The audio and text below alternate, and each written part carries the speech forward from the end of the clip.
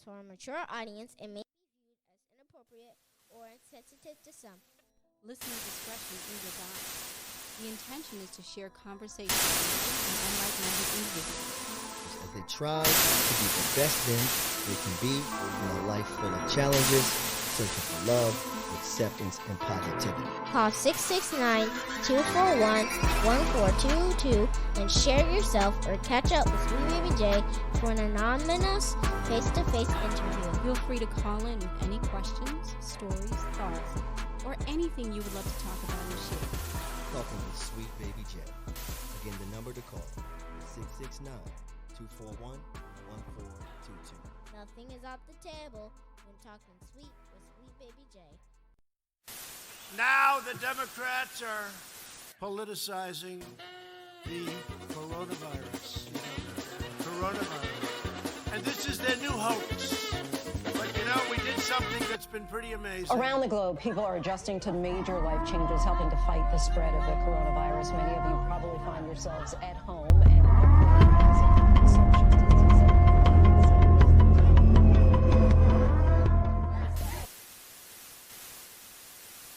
Press is in hysteria mode. This podcast is for a mature audience and may be viewed as inappropriate or insensitive to some.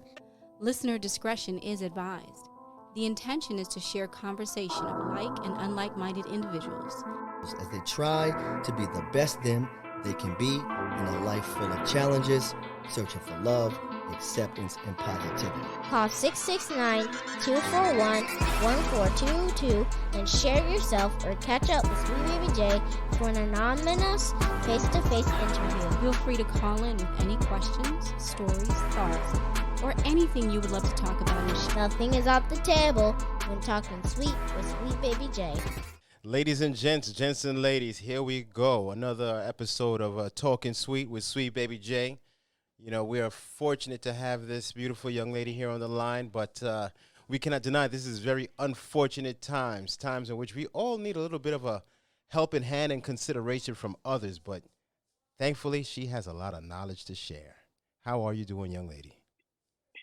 Hey, Jay, I'm great. How are you up. holding up today? Whew, let me tell you something, man. From this has all started. The days that it first started. So the wife, she's been working from home, which has been a blessed thing. But I also now have been told to just shelter in place, stay at home, and with that, I find myself being the school lunch lady, the janitor, the principal, even though the kids keep telling me I'm not the principal, and security. Okay, you sound like you're living a homeschool life right there. Oh, it's full. Yeah, it's full. Yeah, you're juggling like all the hats. Yeah, I mean, I would have. Listen, when this is all over, one thing that I'm going to find myself doing is I'm going to give a gift, not just to the teacher, because I feel that every year, around Christmas or whatever, the teachers get gifts. I'm going to make it my business, and I think we all should. The school lunch lady or man, the janitor, security, everyone, I'm going to make it my business to get them a gift, even if it's a bottle of liquor, because dealing with these kids, man, I've been drinking. Yeah.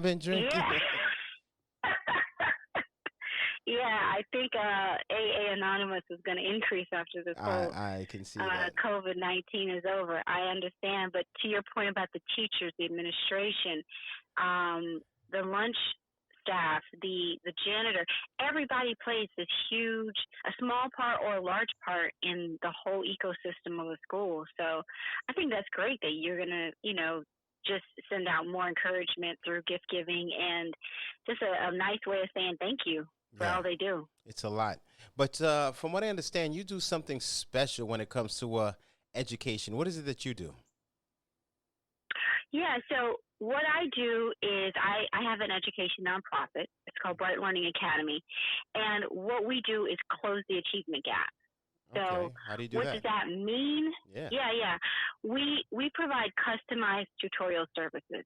right? And in that customization feature, we're able to make a unique tutoring experience to your child based upon one, how they learn, Okay. and we infuse that into the lesson plans that we create, and then we focus on just hitting off the topics and the lessons that the student is being challenged by in school. And in that one-on-one environment, we're able to just do way more, just they say deep tissue. We're just able to go a lot deeper with regards to closing that gap, helping them to learn the content faster, and keeping them motivated about school. So do you do this just for students that are currently in school? What about students that are also homeschooled? Because I've seen more homeschooling take place here in Florida than when I was in New York. So do you do this for both types of students? Yeah, we do it for all learners. So the funny story is that actually my company, Bright Learning Academy, really was conceptualized from my homeschooling experience. Oh, were you So I used homeschooled to or? homeschool. I personally was not homeschooled, Oh, okay. but I did homeschool my children. Nice. So I homeschooled them, and then from me just the observation and watching in the one-on-one environment of homeschooling, I was like, wow, you can get so much done. Like, they learn so much faster, and they're learning so much better because you're teaching in their learning style. And that became really the footprint for what Bright Learning Academy does. Nice. So what was it? What made you decide to homeschool? Like, that's not something that everyone's doing. So what was the driving force for you, homeschooling? Yeah. So, interestingly, right, honestly, formal schoolhouses came about, after we were homeschooling. That's what society did. We used to homeschool before we had a formal schoolhouse. And then that sort of homeschooling movement resurged back again in the 1970s. But personally, I decided to do it, or my husband and I decided to do it, that was important for our girls because we wanted to offer a more fulfilling education experience for our daughters. And honestly, I said, look, age 5 is just too early. It's just not time for them to get sent off away to someone else who's going to be influencing their beliefs and values. And that they needed more time to really have that modeled from us and have a different educational experience. And I love teachers. I've taught on one myself. However, I know that it's rough for teachers to manage 25 kids with 25 unique personalities. 25 of me? Really, yeah. Yeah. God bless them. It's an impossible expectation that's put on teachers. And so I thought, let me just, we thought it'd be better for a while to just homeschool them a little bit longer before them even matriculating into the regular school system. So, I mean, that's really good, and I see what you're driving with. Now, one thing that I've seen is that a lot of these children that have, excelled in a very advanced rate, they're like 15 and going to Harvard and things like that.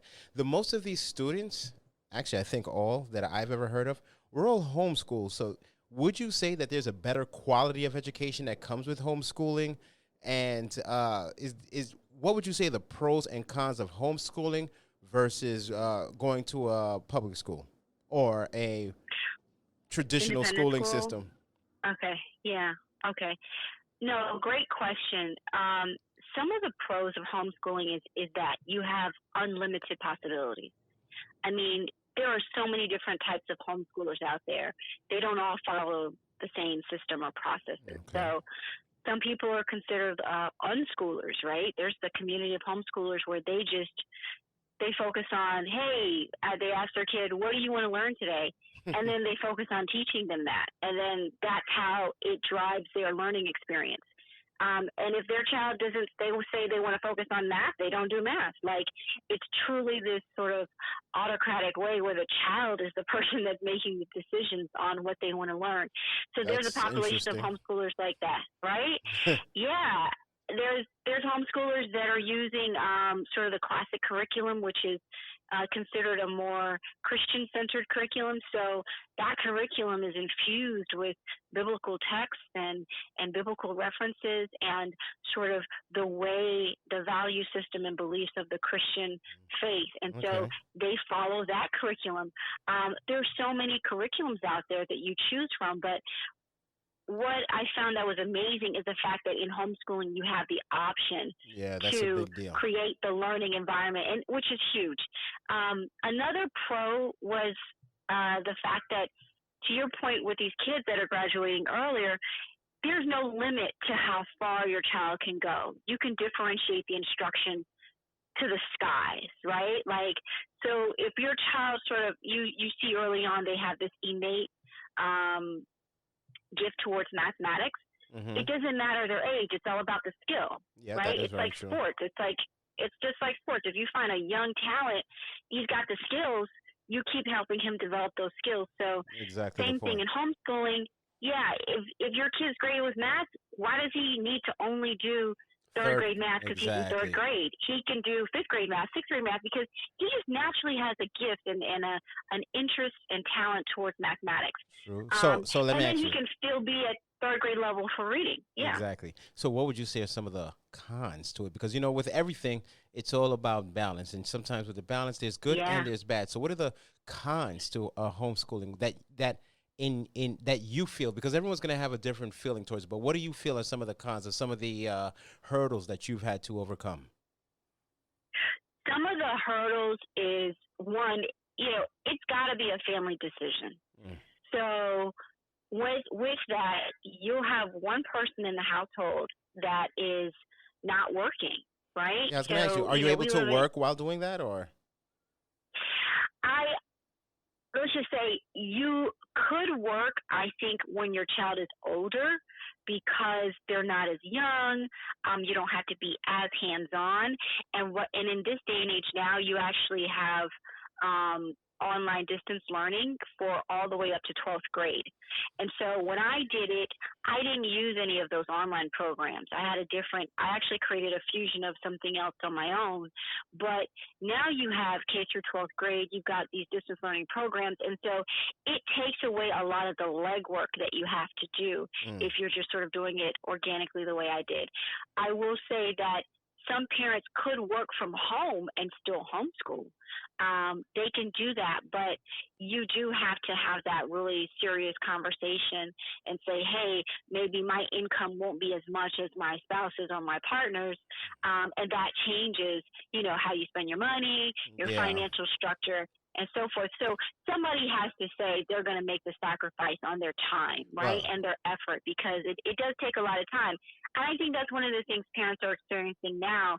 How do you balance between the work life and the school life when your children are at home now? Because a lot of families haven't been used to this. And because of COVID right now, it's definitely creating a lot of changes. Man, listen, changes like I've never thought, you know, were possible. But let me ask you this, though, because, you know, I've met your kids, and I'm going to have to say they're incredibly well-mannered. They are, you know, I've never seen them wilding out, back talking or anything like that. Do you think that there is that, or is there a lack of interacting with kids that do misbehave, or do your kids ever get a sly lip with you or anything like that? You know, like what social aspects of this do you feel they have homeschooling? I think I'll say this. I'll say homeschooling definitely, I think, helped us raise the girls. Why? Because they did have a lot of interaction around adults.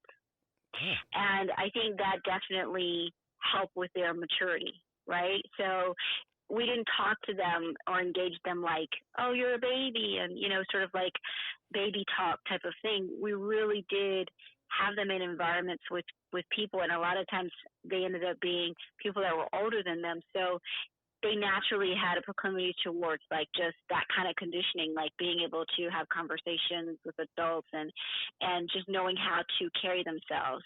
But I will also say to it, so I say homeschooling did help that, because when I I did create a homeschool co-op, and there was other parents involved in that What is co-op. that? And What is so what is again, a homeschool co-op? You oh man, so it's like, yeah, it's like this way of creating this small little school. It's a cooperative, and okay? everybody literally works together cooperatively in order to create the learning experience. So this is like a So it's like a distance learning, but you're doing it with a group of other parents that are on the same journey.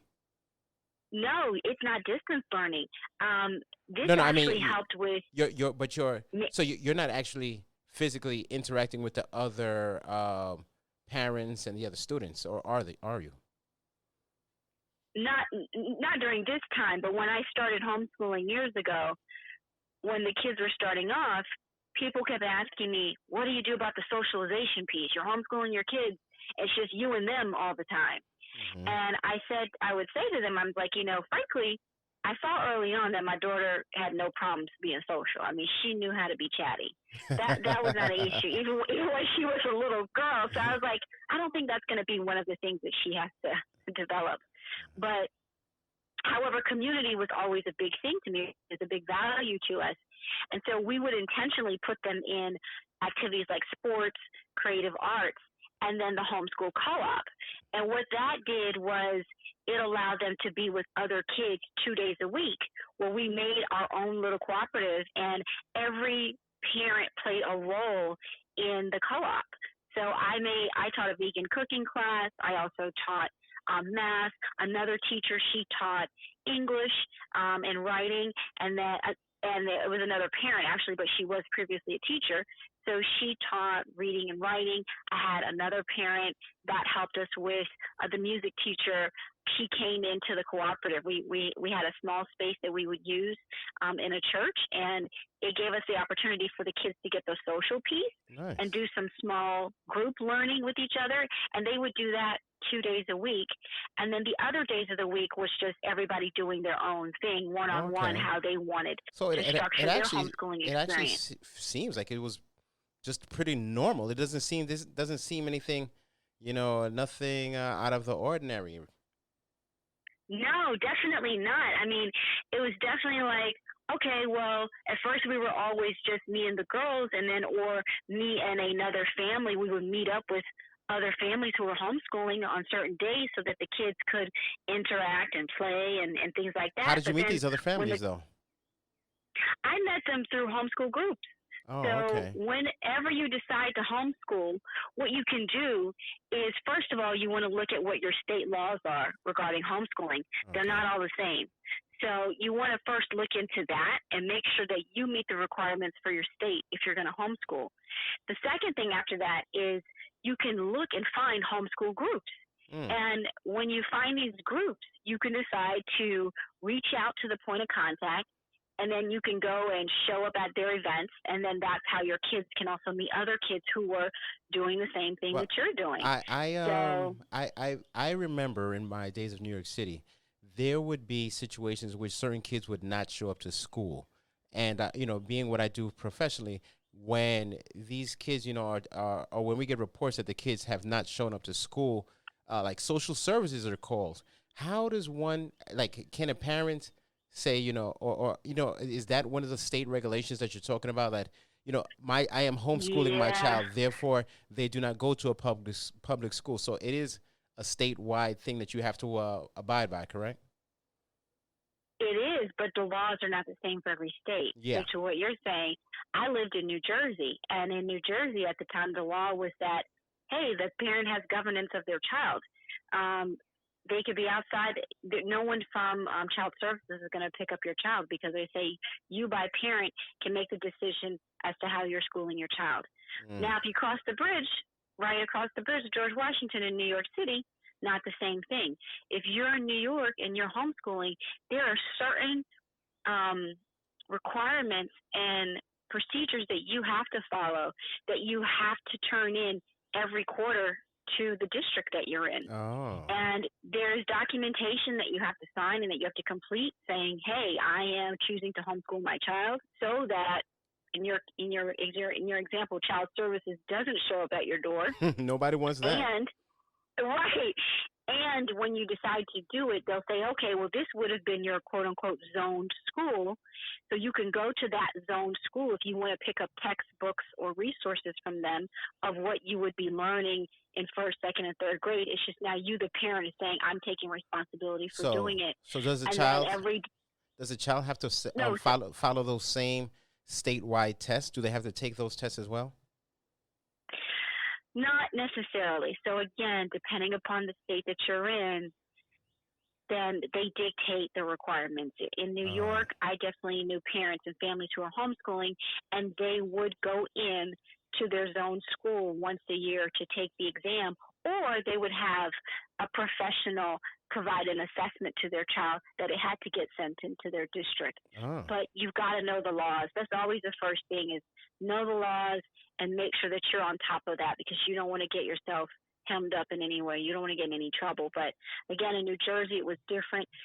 There weren't necessarily these mandatory requirements like in New York. So do you grade your child's tests, and are you ever like, that was wrong? Like, is there favoritism when you're the home parenting? Like, are you less lenient? Do you find that you're less lenient, or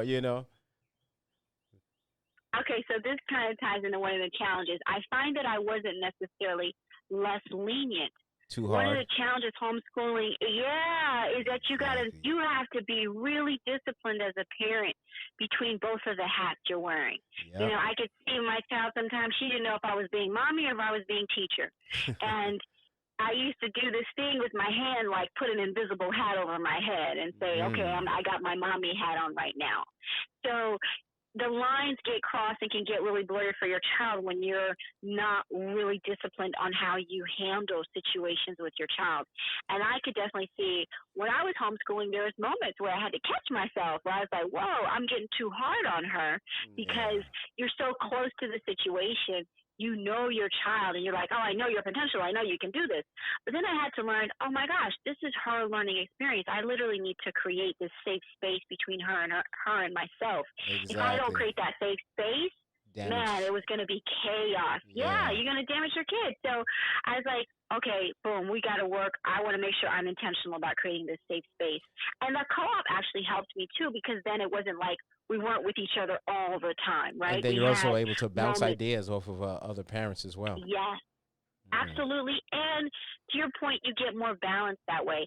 So I'd say that's another one of the potential cons if you're going to choose to decide to homeschool. You got to be mindful about wearing those dual hats and how you navigate those conversations with your child so that they do feel like they have a safe space. Well, I mean, I was here, right, with the kids, and I mean, I was just joking.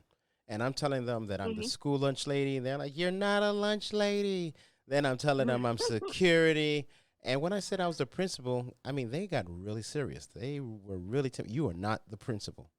You are not the principal. I'm like, man, can I be the dean at least? Like, sheesh, I use, and I see how these kids, you know, they really respect these roles of teachers, deans, physical education teachers. You know, they respect these roles that are established in the school system. Most kids, not all, but most kids, my kids, they respect those roles. But when you are the sole person doing all that, like, and one thing that I really also have seen since this whole COVID-19 coronavirus broke out, I think our children eat way better at home. So you're in charge of the lunch, when you're homeschooling, and, you know, which I think leads for a much healthier eating habits and cost effective. I agree. Yeah, I completely agree with you. That was definitely one of the perks, was we could talk about the kids about our vegetarian lifestyle at that time and nutrition and why we ate what we ate. And funny enough, when my little daughter, when she did start school, because they eventually did go to matriculate into the regular school system, she would come home with all these funny stories because I was still giving her lunch that I would make when she was homeschooling. She would take it to school, and she'd be like, these kids, she's like, Mommy, I'm getting made fun of because of my seaweed. You know, just certain things that we ate in our diet. I'm going to have to say that seaweed stuff is funky. My kids love it. When they open that seaweed stuff in the car, I'm like, who farted? Who farted? That stuff stink. But go ahead. Well, guess what, Jay? It's good for you. Man. It's good. I know. For you. And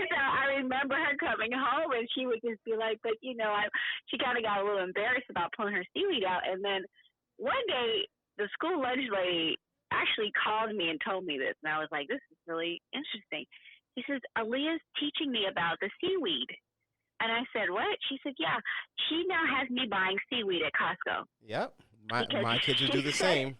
Yeah, she says, Aaliyah's been talking to me about how good the seaweed is, and I see her eating it at lunch, and now she's just teaching me about seaweed. And she says, you get it at the Costco? And I said, yeah. And then she started now purchasing the seaweed and, getting the benefits of it. So it's funny, like your kids, when you model it, anything you model at home, they take it outside of the home. And I used to tell her, I said, well, this is really in Korean culture and Asian culture, like seaweed is a very popular part of the daily foods that are eaten. So she just had a ball with that whole thing. She was like, yeah, just teach me about seaweed. I said, okay, well thank you for sharing. Exactly.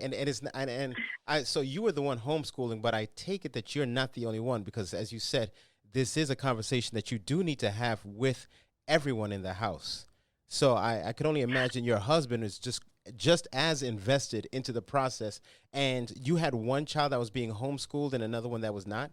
Is there a difference in doing one thing with one child and another with another? Well, there is a subtle difference, but Aaliyah was so young that by the time my oldest decided to go to regular school, it was right around the time I would have been starting school, would have been starting kindergarten. So it was just sort of a smoother transition. It was in a program. It was a dual language program. So we found that to be really awesome and kind of like similar, to kind of the homeschooling experience she was having. But yeah, it is a family decision. I have to be honest with you on that. It's a family decision because, again, with one parent, if both parents aren't working, you may not be able to work the same amount of hours as your spouse or your partner, and you got to take that into account on a budget level. But I will say too that it's much cheaper than being in daycare. It's much cheaper than some of the other alternatives out there, and it just becomes this sort of family decision. You do realize, though, that learning does not look like sitting at a desk all day for 6-7 hours and absorbing information. One of the things I remember early on was I would have these different stations set up, almost like a Montessori style. And, it'd be puzzles over here and then different activities here. And so I remember, when my husband would walk in, he'd be like, what did you guys do today? And it didn't look like school to him in his mind, like, oh, this doesn't look like what school should be like. And I was like, well, it is. And it really pushes you to rethink your perspective on what learning looks like. It doesn't look the same. And that was one of the beauties of what came out of the company I started, Bright Learning Academy, because when you really started to learn, well, how does my child like to learn? And how do I do a better job of doing that? Yeah. And how do you teach your child to learn? Yeah, well, here's the thing. Like, learning's going to happen anyway. I think we got to realize that it's an innate sort of gift that's within human beings. Like, when they were babies, I didn't have to say, well, this is how you walk. Yeah, that's very true. I just kept modeling walking, right? And then as they kept trying to do it, some of them learned to walk faster, and some kids learned to a little bit longer. They needed more time to develop the confidence to just start walking because they were seeing it all this time. So some kids learn how to potty train sooner than others, right? Yep. So nobody had to make them learn it. It was really just you being consistent about how you're modeling the behavior. After all of this, COVID-19, Corona, and with parents actually now having to have more of a hands-on experience with their children's learning experience, and seeing what the kids have learned in school, do you think, or, this is just a personal question, do you think that some parents are going to say, wow, my child is learning nothing in school, I need to take a more hands-on approach to this? Do you think that's going to be the case of where homeschooling is going to become more popular and more parents are going to say, listen, I need to actually have more of a hands-on experience. I have to put my spoon in the pot to make sure that my children are learning what they need to be learning, because some parents really might feel that their children are not learning enough, Or some may feel that, this, I need to have more of an impactful experience on my children. In other words, I need to invest more in my number one investment. Do you feel that's going to be the case? I do. I think that one of the outcomes that will come from this experience with COVID-19 is exactly that, Jay, that more parents are going to get a little bit more involved with learning their child's interest, learning what motivates them intrinsically, learning about what they're really getting into, and I think that's a good thing, because I do believe that teachers are sort of put in this bucket where there's a lot of expectations put on them, almost, like I said, nearly impossible expectations. I mean, the teacher is almost the one, they're the biggest influencer in a lot of ways for some families, for people's children. I'm going to have to tell you something. They spend the most time with their child. It's the truth. So 5th grade, I have to give this young lady, well, not young lady, hopefully she's still around. I'm almost going to say I doubt it. But Miss Fairman, my 5th grade teacher, one day we were doing a fire drill, and I've always been a very good student, but at the same time I was what they would describe as mischievous. And we were having a fire drill, and I was pushing someone down the steps during this fire drill. Why? I don't know. They probably annoyed me in some way. Miss Fairman pinched me. Miss Fairman pinched me to a point where I saw blood coming out of my forearm. And I've never acted up in school again. God bless her. But, wow. Wow. Yeah, but that shit can't happen these days. You go home and tell your parents, the teacher did something like that. Man, listen, the parent's uncle, aunt, brothers, sisters, everybody's coming with pitchforks and knives to burn down the school. But when you're doing homeschooling, you are actually in control of the disciplinary actions in which that, you put on these kids. How did you maneuver that? It's true. A lot of it was just through one big piece is just modeling, right? You this kind of old mindset of do as I say but don't do as I do. I know a lot of families that were raised on that philosophy in previous generations. It really doesn't work well for kids in this time. Nope. They are watching everything that you do as parents, and they are modeling what they see, and they're modeling everything. I mean, how you communicate, how you deal with conflict. It's the truth. I mean, there's nothing under the sun that they're not learning directly from their parents eyes first. and I always ears say are the always first open. teacher in your life is your parent. Yeah. All the time, and they'll call you out on it too, because they're like, "You want me to be accountable? I want you to be accountable as well." I know. So I always say it goes back to the parenting first. Your teacher is the second line of defense in this whole thing, as far as values and beliefs being instilled in your kids. But the first and the best teacher for your kid's going to be your parents. And if you get to homeschool or you choose homeschooling, you have more time with your children. That is so true. that you have more of an influence versus the school system. Because again, you look at they get 2 months for summer break and they're at school for 6 hours a day, and you pretty much get them for the ride home, and you pick them up from after school. And then when you don't have them in an activity on the weekends, right? Pick up, drop offs. Yep. So you're getting not as much quality time or face time with your child in as much that the teacher is. Yep. So to the point of what I was saying earlier, and as far as disciplining your children, I've never been one that I believe in actually spankings, but everything is in how you do it. But I've given up. Spanking is that just burns too many calories. I'm not trying to give myself a heart attack. So, and being from a military family, what I've come to do now is I just did it on like a point system. You do something wrong. Each time you do something wrong, you have to do a certain amount of push-ups, sit-ups, squats, leg raisers. And you actually dictate how much, that's going to be. So I started them out at 20 and +1. Everything they do is +1 because you have to be better today than you were tomorrow. So you do +1. And so with that, anytime they do something wrong, whether it be, it all started out with the coronavirus. Every time I see you with your hands near your mouth or your eyes, you're going to drop it, because this is the one way that they remember. And it's been working out. Now, one of two things are going to happen: either they're going to learn, or they're gonna look like the Williams sisters. So Yes. so they're going to learn one way or another. Right. I love that you took this opportunity to be creative, and to do something that is what we would call, or what I would call, it's a benefit. Yeah. Because quite frankly, it's not punitive, right? I'm not. I understand that people will say punitive disciplinary practices have a role, but I think when you know your child and you're with your children, I mean, you know how they respond. I mean, Yep. I remember there was times where my daughters, their father, if his voice dropped just one octave lower, and he said something, they immediately did it.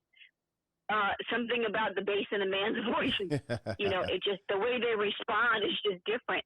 Yeah. But if you do find that your child is having huge disciplinary issues, you then now want to do a little bit of a deeper dive and see what's happening. Start to unpack that, right? How do you deal with disciplinary actions when homeschooling? Well, with homeschooling, very similar to what you just did when you said you created this benefit, right? So they're going to get it's not punitive in nature. And one, okay, if you're doing certain behavior that is not safe or hurting others around you, or even hurting yourself, or not following the instructions, then yeah, okay, you're going to do, like you said, 10 push-ups. At the end of the day, either you're going to be really healthy and strong because of what's happening, or you're going to, assimilate. And I recognize that we're not trying to have our children assimilate 100%. There's a balance there too. Exactly. So it really is about letting them understand, look, these are for your protection. This is for your health. And we're going to practice it because subconsciously they want to put their hands to their mouth. Yeah. And we're trying to break that wiring, right? We're trying to break that sort of like automatic response that they're giving. And we have to be intentional about that. And so I like that you made something, one, that was creative, and two, they have a point system in place so they're earning rewards towards whatever they're working towards, because that teaches them skills about how to earn and working. And then three, it's not punitive. So it is about these creative solutions, and that's what you get to do in homeschooling. I remember when my daughter first started school, she got in trouble because she was making and creating in the dirt outside. Like, she was creating stuff in the dirt. Man. And she had piled up a lot of dirt when they had recess. And the person who was watching the kids outside, she says, "What are you doing?" And my daughter says, "Well, I'm making," I don't know what she was making with the dirt. She was making something. And the person was like, "Well, you can't do that. You got to stop doing that." And my daughter was like, "Okay." And she didn't want to get in trouble with the woman. When she came home and told me the story, she says, "Mommy, I don't understand." She says, "When we were in science, we'd be in the dirt all the time." Mm-hmm. She was like, why did I get in trouble for that? Why did I get, in quote unquote, in trouble for that? And I had to explain to her, sometimes there's rules in school that it might not make sense to you. And that's part of being in school. There are certain things. That is true. So, case in point to what you're saying. So my youngest daughter, apparently she was cold in class and she had on a sweater. Her teacher told her, "Take off the sweater."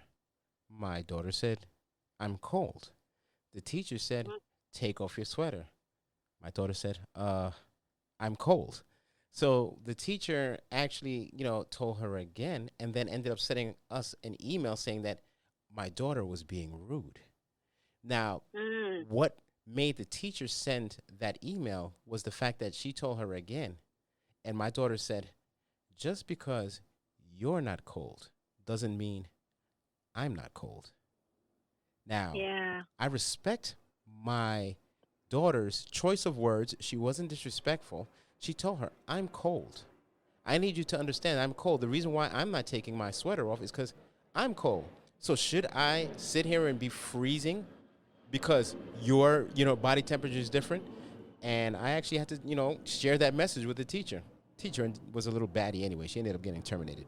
But, I mean, that's some of the things you have to deal with. But listen, I must say, it's always a pleasure speaking with you. You're always keeping it sweet with Sweet Baby J, and hey, I really want to thank you for talking sweet. Is there anything else that you want to share on homeschooling and, just what you do or your business? Would you like to share your business with the masses?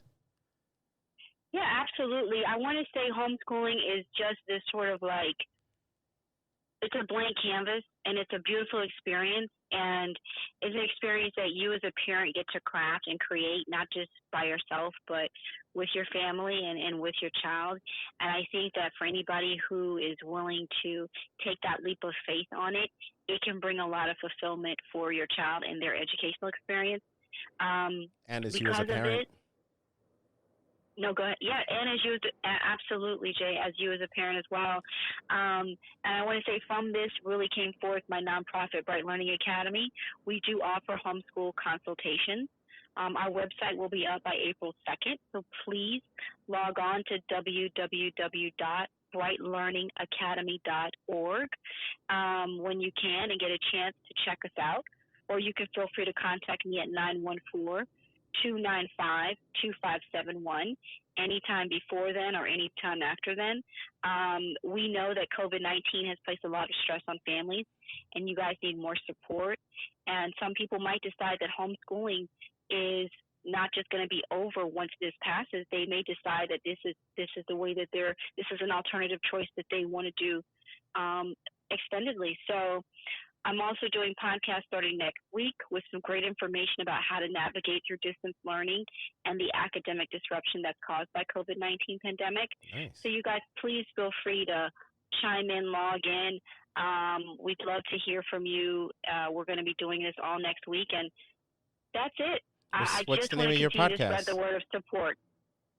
The support is actually the podcast will be specific just for COVID-19. So it'll be navigating, it'll actually be school at home, navigate through distance learning and the academic disruption caused by COVID-19 pandemic. This is really just for what's happening right now in real time.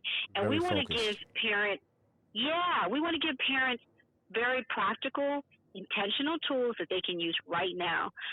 There'll be an opportunity for them to just call in and just ask their questions that they're experiencing in real time, and then us providing guidance or insight on possible solutions that they can implement right there and then. So it'll be a lot of fun.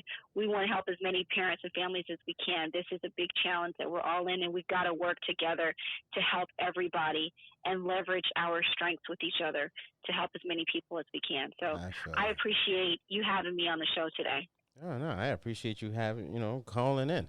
Listen, you're talking sweet with Sweet Baby J. You can always call in for an anonymous or not anonymous interview. Nothing's off the table. We talk about all topics, all lifestyles, all about everyone that's just trying to be the best them they can be in this crazy world we live in. Ladies and gents, I really want you guys to, practice that social distancing, wash your hands, keep everything clean. And this is not a joke. People are dying. We need to take this seriously, not just for ourselves, but for everyone that we love and those that we don't even know. It's a worldwide issue that we all need to address. So stay the hell away from people. Stay indoors, gosh damn it. Have a good one. You're talking sweet with Sweet Baby J.